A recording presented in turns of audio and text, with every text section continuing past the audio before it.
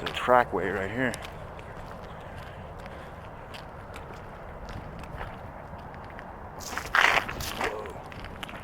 Wow, I just slipped on that ice. That looks like liquid water right there, folks. Check it out. It's like very thin. It's got a very thin crust of ice on it.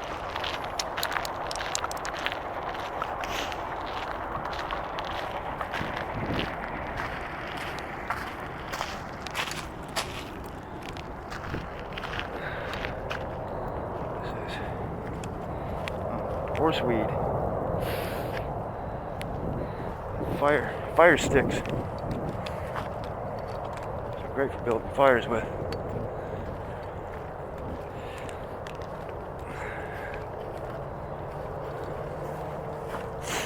So I'm using this flashlight so I can film, folks, but actually, there's enough light being reflected back from the cloudy sky up there that you can see pretty good without it.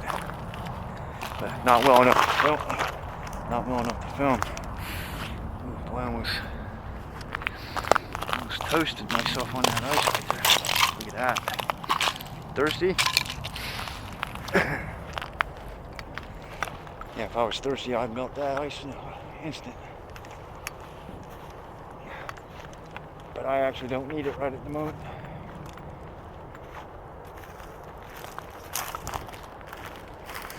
I'm wearing the mask right now to kind of cut down on the cold air going into my lungs.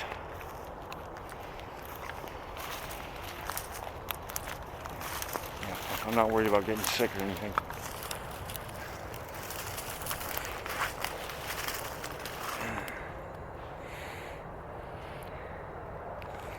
That is a Scotch broom bush.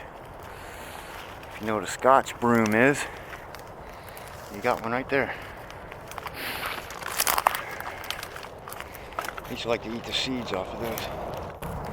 Our locations are gradually going to get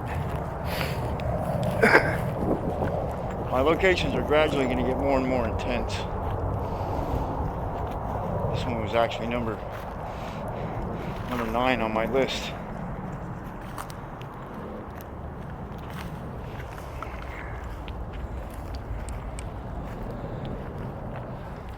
So in the future,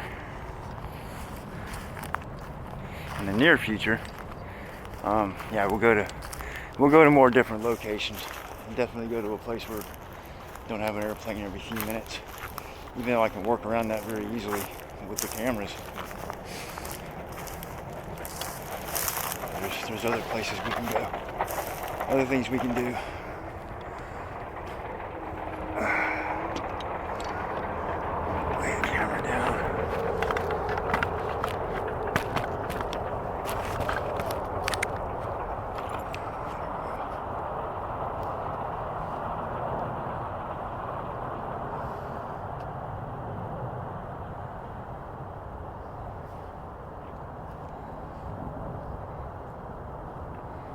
It's going to be January in a couple days, and even this time of year, there's still food available. You can find all kinds of stuff growing out here, especially like the rosette plants, the little rosettes. Here, actually, instead of talking, let's find one. Let's find a rosette. And of course, a rosette is, well, you know, like a rose-shaped plant structure, like these here. Those are all edible plants, every one of those. That one right there. Those are edible rosettes that you can just dig up this time of year and cook them and eat them. And pretty much all the plants do that. This is okay. So these are actually creasy greens.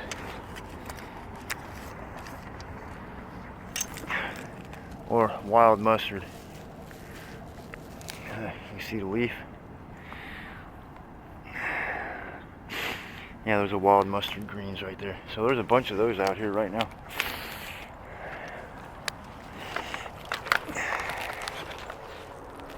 there's so much food growing out here right now. There's no reason for anybody to be hungry in this field. But it's just covered up with it.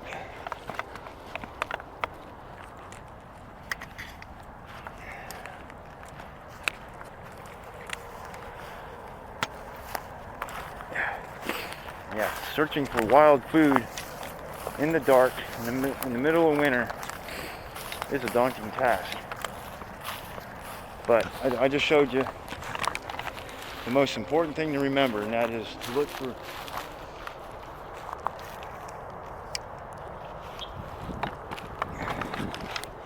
the most important thing for you to remember is to look for rosette plants, like I just showed you, like the mustard greens back there.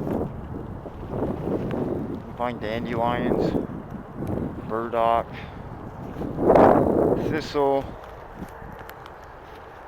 and yeah, there's a plethora of different plants that are producing the little rosette tops right now. Yeah, they're not engaged in like spring growth or anything like that, but yeah, but they're still, you know, above the soil and still growing. So that means you can make use of them.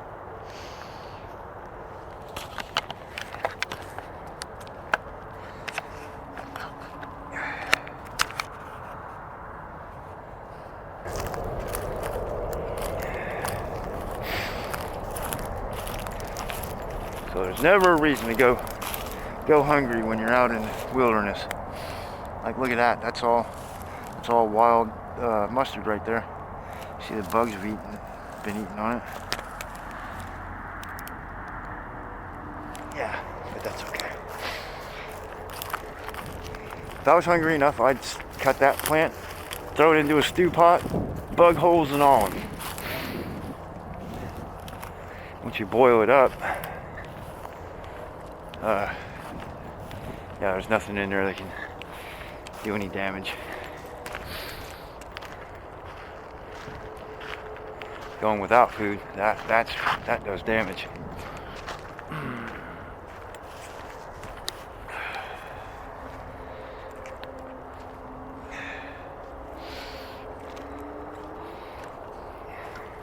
So yeah, these little field systems are always full of food. You never have to worry about finding anything to eat around this, especially here on close to the coast of New England. It's like this. If there's a field, there's food, and you can just walk around. Here and find it. Oh, now these here. Look at this. This is what I wanted to show you. But inside this seed head right here is a billion little seeds. I mean, these are full of seeds. And if you collect these, see, there's bunches of them. See, look, there's just bunches of them. If you collect these and break them up, you can get the seeds out of them. But they fall out naturally, so you gotta. I mean, maybe you're not always guaranteed to get seeds from them because they fall out, you know. But if you catch them at the right time of year, you can certainly collect them seed pods, get the seeds out of it, roast them, and eat them right up, and they're really good. So that's another food source that more than likely gets overlooked by a lot of people just because they don't know how to use the food. So I just told you how to do it. You collect the seeds, roast them up over a fire, you know, toast them, and then you can eat them like that, or grind them into flour. There's a lot of different stuff you can do with it. All depends on how you like to eat and what you want to eat. So you could literally use burdock seed as a flour material to make bread out of. And believe you me, it is really good.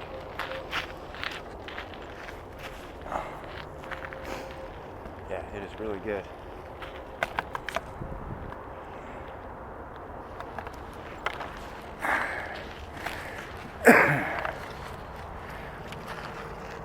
Alright, let's wander around and see what else we can get into.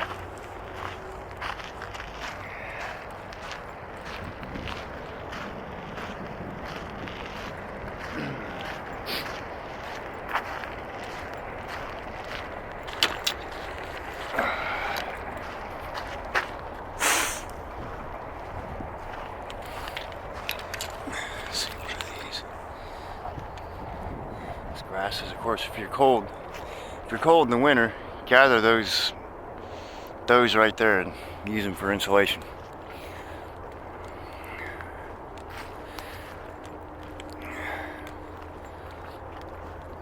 Stuff loses its usable value if it gets wet, but as long as you keep them dry, they'll keep you really warm. It's just like feather down, and it'll warm you up like feather down does. Excellent stuff.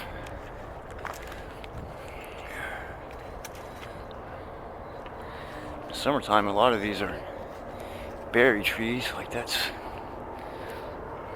Yeah, there's a lot of sumac that grows here too. Some of these are cherries. I was here during the summertime, and there's a few of these. There's a few of these trees that are cherry, like that right there. That's a cherry tree.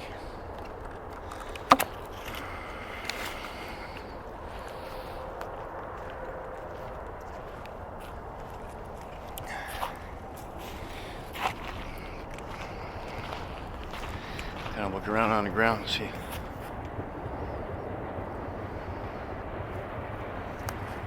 Hello?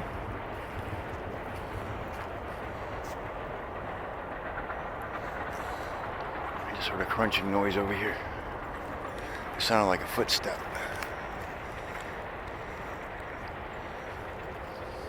It's probably another rabbit. We'll go look and see.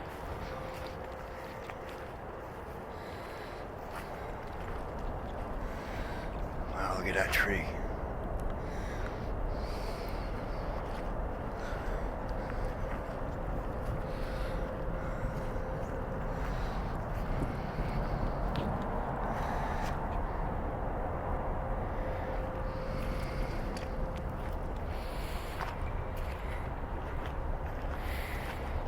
I know where there's some Canadian pines that grow near here, and I'm gonna go get some Canadian pine sap one of these days.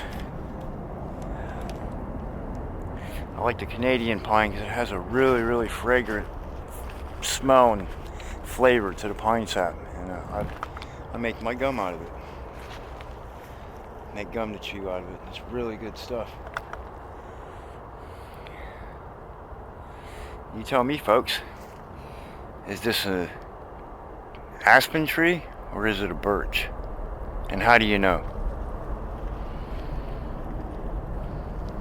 I'll actually leave the answer in the comment section of the video. So tell me right now, folks, is this aspen or birch? Let me know.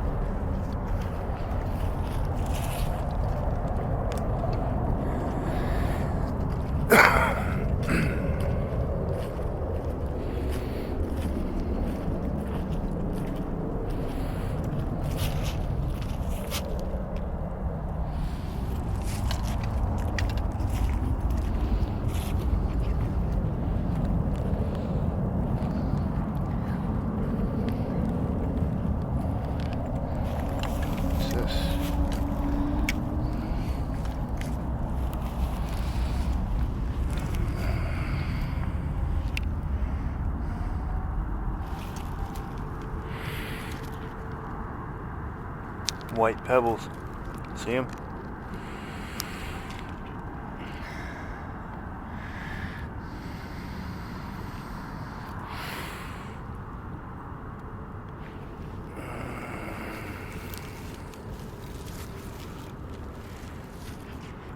Alright.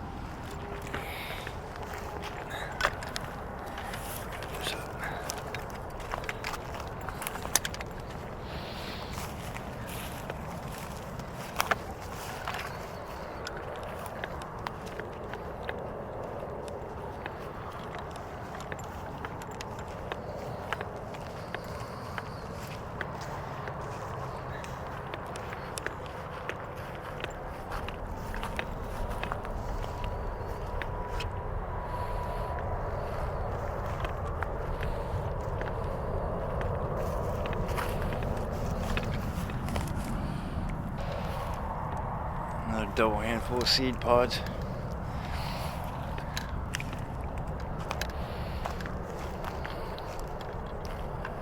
Ah, look. is the remnant of a wild mustard. You see all the wild mustard seed pods on that right there? Or creasy greens. This is what creasy greens turn into when they grow up. They put out all these little seed pods. So I would have had hundreds and hundreds of little brown mustard seeds in it. Of course, I can't use it now. You know, the seed pods are empty. But spring is on the way, and there'll be more real soon.